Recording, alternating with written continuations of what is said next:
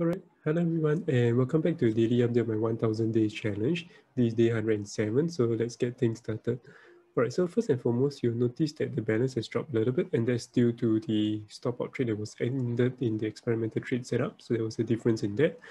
And yeah, so that's the main difference. And in terms of the Bitcoin wise, generally, you know that the market structure still remains bullish.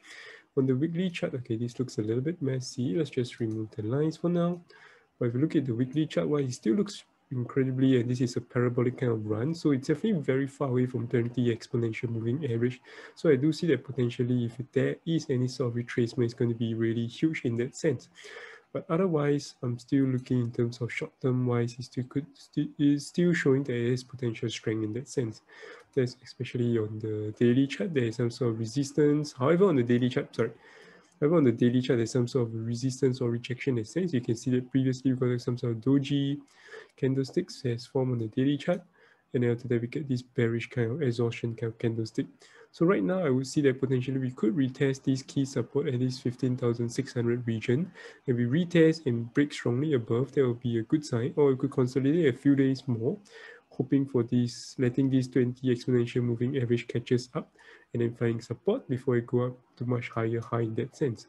So overall, I still lean towards bullish momentum, especially with 50 simple moving average on the 4-hour chart remains bullish in that sense.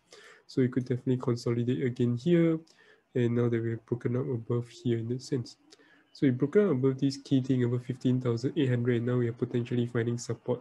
So they could also potentially break down, but that will form somewhat like a weaker in terms of short-term wise, there could be short-term bearish momentum.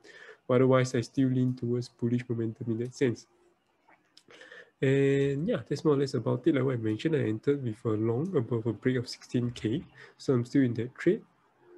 Yeah, I'm not sure why this is not. Oh yeah, because I hide the drawing. So yeah, so basically this trade that I'm in is still over here. I say over here, as long as it is still, my target will still be along here. And if I do see heavy rejection once it hit 1:1.5, say somewhere along here, around 18,000, that's where potentially I would consider taking profit earlier.